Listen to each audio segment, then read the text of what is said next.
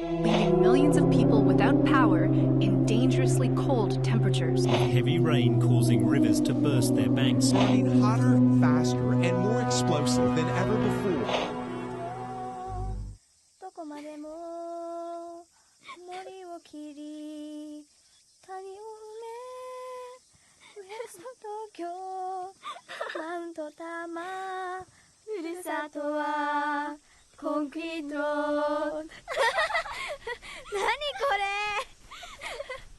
Of all the things that captivate me about Studio Ghibli's many movies, what gets me most is their love for nature. There's so much lush detail to find in their background art, whether it be a secluded clearing, a field of flowers, or even the scenic urban sprawl of a coastal city, or rural towns buried in acres of farmland and quarries. Or in the animation, it highlights little details that might otherwise go unnoticed. But more than simply pouring their heart into these paintings and frames, it treats nature as an almost magical place. The woods are full of talking tanuki and impossible fluffballs. The countryside is where you might find a castle crawling through the clouds, or a whole society of tiny people who borrow your shit. There's a sorcerer who lives in the oceans experimenting with ancient potions, and a pilot skimming along the Mediterranean cursed to look like a pig. But it's also where you'll find beasts both great and terrible, boars and wolves and bugs who bite first and talk later, all living in a world that's just as quick to put an end to everything you know and love.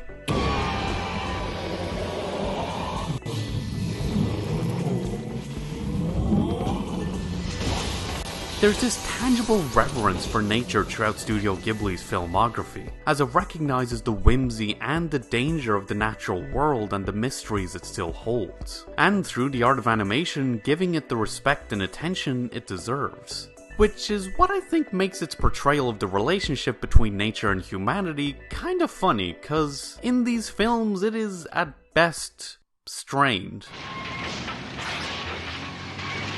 Humans tend to destroy, pollute, and tear down the environment around them in the name of expansions both ambitious and mundane, dumping so much shit into the parts they can use it turns river spirits into stink monsters. So it's no wonder then that the animals and spirits who used to call it home are so quick to attack. What's worse is that the damage these humans do doesn't seem intentional. A lot of people just aren't aware of what they're doing or how disrespectful it can be until someone points it out. Hell, some might even think they're doing a good thing, like how Tycho from Only Yesterday accidentally glamorizes country life. The film shows how she and her family get caught up with the exotic, even with something as exciting and subsequently disappointing as trying a fresh pineapple. And for Tycho, the countryside, TM, becomes this faraway paradise all her friends talk about that she never gets to experience. But as an adult, she's not only well acquainted with it, she treats it as a holiday, all while telling herself she's lending a much needed hand to the farmer she's staying with during harvest season, which, while true, also skims over the way she's inadvertently turned their whole way of life into a personal escape from her day job. And it's not until she's given the opportunity to stay that it sinks in. 自分の浮ついた田舎好きや真似事の農作業がいっぺんに後ろめたいものになった。厳しい冬も農業の現実も知らずにいいところですねを連発した自分が恥ずかしかった。 Hell, it's a detail that's bolstered for me by this cafe scene partway through the film, as she and Toshio chat shit with this fantastic view of the country, while still sitting behind this balcony, where nature is not a genuine part of the experience, but simply a backdrop to it. Am I reading too much into it? Probably, but still. The point is, these films go to great lengths to show how ignorant people can be of the wider ramifications of their actions and mentalities. But more often than not, it seems to come from greed. People are easily swayed by money and wealth, bending over backwards for a few chunks of gold or convincing themselves that handing someone a few coins will make up for the hardship and trauma they've put someone through. Some are even willing to end the world for it. But it's okay, because they have a note from the Emperor. Jesus fucking Christ. And others will take credit for someone else's work to bolster their own bottom line. Like how in Pompoko, after the Tanuki's long night of illusions to scare the humans away from their woods, an effort that killed one of their most powerful elders, the whole thing gets co-opted by the CEO of a theme park who claims it was a marketing stunt that got out of hand. 私の独断で無届けの大パレードを決行した次第でございます。幸い。Though weird as it might sound, I don't think this greed is always selfish. For a lot of people, it's just easier to wrap their head, or in some cases their hand, around a stack of coins than it is to wrap it around the abstract concept of the environment or balance. You used to be a sorceress. Why disgrace yourself by selling fakes? Because people don't believe in silly, foolish tricks anymore. Maybe my goods are not what they seem, but at least there's something you can touch, not mere lies and error like magic and sorcery.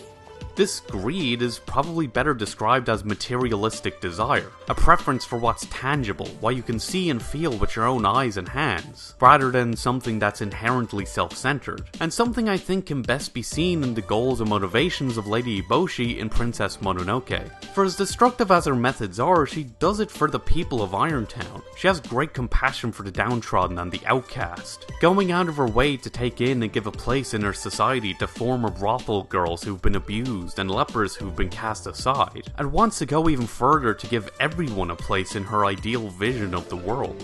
When the forest has been cleared and the wolves wiped out, this desolate place will be the richest land in the world. Of course, while there's a lot to criticize about her defining people's worth seemingly solely by how productive, quote-unquote, they can be, it's still an undeniably noble goal. It just comes at the cost of the animals and the forests surrounding her. And I think it all stems from a simple desire for control. For some, it's instinctual, a defensive mental reflex that kicks in when surrounded by danger. Or at least what they think is danger. For others, it's practical, to make sure said dangers are dealt with before they become a problem, or at the very least to make sure they're the first one to act when a fight breaks out. And for others still, it's almost ideological, believing there's no way for them to progress without extracting all the resources they can from the world around them, or that they'll never be able to survive unless their enemies are wiped out entirely, going so far as to tamper with death itself, disrupting the cycle that keeps the world in harmony and bringing about famine and drought, withering crops and dying livestock, devastating plagues, catastrophic disasters and more, so they can live longer.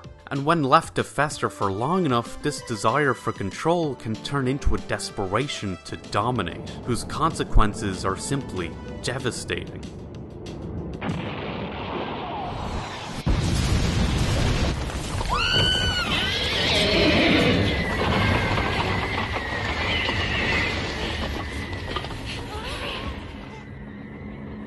Studio Ghibli has a palpable disdain for war and empire. Visually, they stand in stark contrast to the serene landscapes that normally frame these films. Their soft greens and blues washed out by blinding hot oranges. The afternoon light of a cool summer's day blotted out by an all-consuming cloud of smoke and shadows that chokes the color from the image, and a fiery heat that warps the screen. Their weapons aren't blades and bows, but carpet bombs that kill cities, power beams that kill continents, and hand cannons that kill gods. The military's first instinct is to siege first and ask questions later, and those who fight against them aren't much better, as the wars they've been forced into push them to resort to the same violent tactics as their oppressors to fight back, no matter the cost.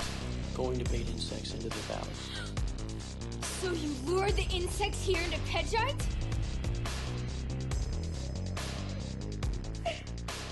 What a monstrous thing to do! We have to get the giant warrior out of the hands of the Tolmekians, no matter what it takes. We're doing this for the good of the planet. You've got to understand. The good of the planet? You're killing my people! Their governments fill some people's heads with the kind of nationalistic rhetorical dogma that justifies the most egregious of war crimes in the name of defending the nation, and their imperial ideals convince others that their ancient lineage gives them a right to subjugate whoever they please in the name of reviving the monarchy they've defined themselves by. And it's not all hypothetical, as some of these films have let their metaphors bleed into real-world politics, something that's landed one of Ghibli's legendary founders, Hayao Miyazaki, in hot water back home, as they explicitly condemn the atrocities committed by the Japanese Empire and its allies. He fights the hand that feeds him, and he will lose. Fights Mr. Hitler's government. The Nazis are a gang of hoodlums. This is quite a good place. No mosquitoes, not too hot. Good watercress. A good place to forget bad things, isn't that right? Yes, a good place for forgetting. Make a war in China, Forget it. Make a puppet state in Manchuria. Forget it. Quit the League of Nations. Forget it. Make the world your enemy. Forget it. Japan will blow up. Germany will blow up too. There is nothing to be found in the wake of war, because that is all it leaves behind. Nothing. And the worst part of it all, both in the destruction of the environment and the destruction of war, is how it's those least able to protect themselves that shoulder most of its burden. When waters rise and leave families all over the city disconnected, it's the children who are left to fend for themselves and find their way to safety. When a new city's built, it's the Tanuki who are forced to either leave entirely or integrate into society. And when the enemy attacks, it's random townsfolk who are used as bait to lure them into traps, and the countries around them that deal with the fallout of their bombings. We have tried using Madame Solomon's magic to shield our palace from the enemy's bombs, but the bombs fall on civilian homes instead. That's the problem with magic. Right, Solomon? You're so eloquent today, Your Majesty. In Ghibli's worlds, humanity is synonymous with destruction, a force of nature in our own right that burns everything we touch, favoring small-term gains over long-term prosperity out of an almost childlike fear that we might not last in the long term. A fear that ironically solidifies our demise, all at the expense of those least able to protect themselves, animals and people alike.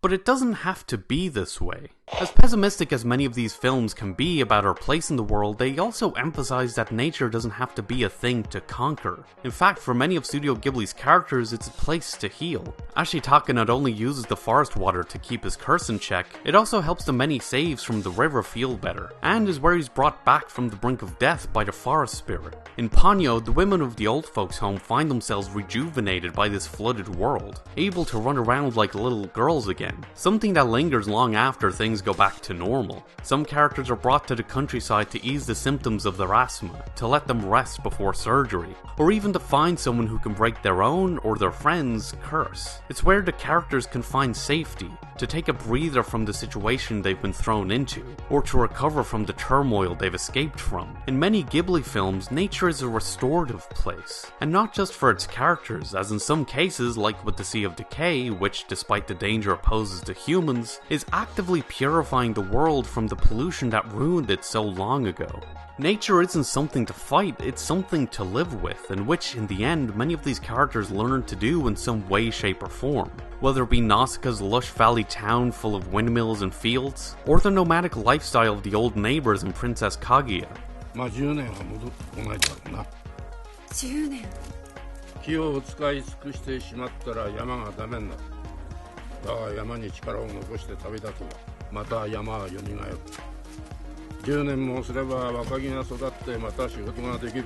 For as bittersweet as Pompoko's ending is, it shows that the Tanuki's efforts weren't in vain, as the community that sprung from these urban developments made an effort to include more greenery in their parks, gardens, pathways, and more. And Ponyo ends with its two main characters from two different sides of this world agreeing to protect each other. Similarly, Ashitaka and San, after returning the forest spirit's head, even though they can't reconcile the conflict between the humans and the beasts, agreed to do their best to live alongside each other. Hell, it doesn't even need to be as drastic as that, as Toshio points out to Taiko how artificial our understanding of the countryside and the natural world really is.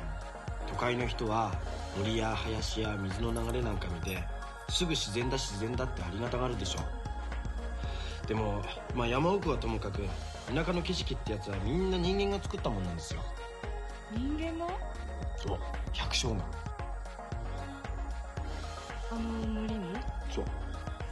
あの林も？そう。この小川も？そう。田んぼや畑だけじゃないんです。みんなちゃんと歴史があってね。どこそこのひいじいさんが植えたとか開いたとか、大昔から焚き木や落ち葉やキノコを取っていたとか。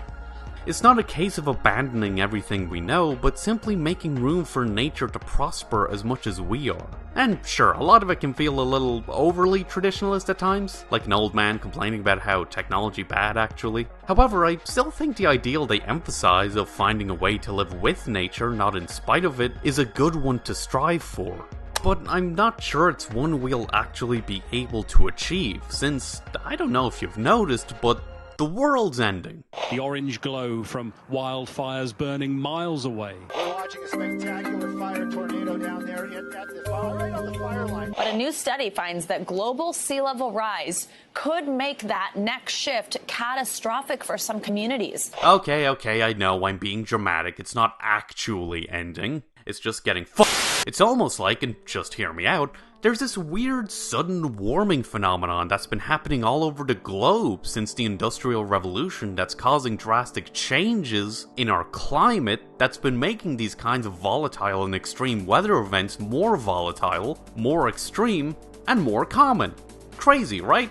Well, except the moonwallow thing, that just happens every now and then. But there's a big difference between shaking the glass half full sea level the planet's meant to have, and shaking the glass spilling over the rim that's been poured for us over the last several decades. And all of these catastrophic disasters and their staggering death tolls are from just a 1 degree rise in temperature. And if we do nothing, we're on track for potentially 1.5 by 2026, and 2 to 3 to maybe even 4 by the end of the century, if not halfway through it. And for as much as I worry about what'll happen to me and everyone around me in the northern hemisphere, I'm also painfully aware that it will be and already has been more devastating for those along the equator in countries across South America, Africa, and Asia who have the least resources to deal with it, something they've been dealing with since the 60s, as a report from back then linked several droughts and famines from those regions initially dismissed as bad farming years to this warming of the globe. And while I don't think individual action can hurt, it's not something that can be solved on an individual level. It's a wide-ranging systemic problem that requires large-scale structural change to tackle properly, in policy, infrastructure, culture, and more. Yet many of the people who can enact those changes still hesitate. Some countries' green legislation is lackluster at best, others actively block attempts to introduce it in the first place, and others still undermine these initiatives by letting the companies and industries whose pollution directly contributes to this changing of the climate to increase their production. Meanwhile, said companies are almost proud of the extensive lobbying campaigns they've pursued since the 60s to stifle these efforts, just to protect their own bottom line. Did we aggressively fight against some of the science? Yes. Did we join some of these shadow groups to work against some of the early efforts? Yes, that's true. But there's nothing illegal about that. We were looking out for our investments. We were looking out for our shareholders. And don't get me wrong, for as bad as things seem, I do genuinely think there's a lot of time left to do so goddamn much. But the struggle to actually get it done is infuriating and terrifying, and I don't know. I think the reason I've been clinging to Ghibli's movies and their environmental ideals so much recently is because as the world draws closer and closer to this tipping point, they give me this slim glimmer of hope that maybe, just maybe, I won't have to watch my world burn. And yeah, those are my thoughts. Bit different from the more pretentiously upbeat vibe I usually try to aim for, but it's honestly the kind of thing that's been stuck in my mind recently, and I feel like I had to do something to get it off my chest. Probably isn't gonna do much, but it's more of a personal thing, you know? Though, like I said, and this may just be the stubborn optimist in me, I do still think there's a lot that can be done to avert at least the worst ramifications of all this. So I'll just emphasize that if you are also concerned about this, the best thing you can do is just get involved. Call your representatives, vote out deniers, and vote in people who will actually do something, get out and protest, etc. Has a much bigger impact than you might realize. Anyway, hope you're staying safe, keeping your distance, washing your hands, wearing a mask, getting vaccinated if you can, and let me know what you think. If you agree, disagree, why your favorite Ghibli film is, if you're just as lost in the rabbit hole of climate dread as I am, etc. And thanks for watching. If you enjoyed this and want to see more, then check out my last video where I ramble about my top things of spring 2021, or watch me talk about what I love about the 2017 short film In a Heartbeat. And don't forget to like, comment, share, and of course, subscribe to come fly with me. Hit the bell, stay notified, follow me on Twitter for more ramblings, updates, and poor attempts of humor, follow me on Instagram for semi-regular art stuff, and hopefully, I'll see you later.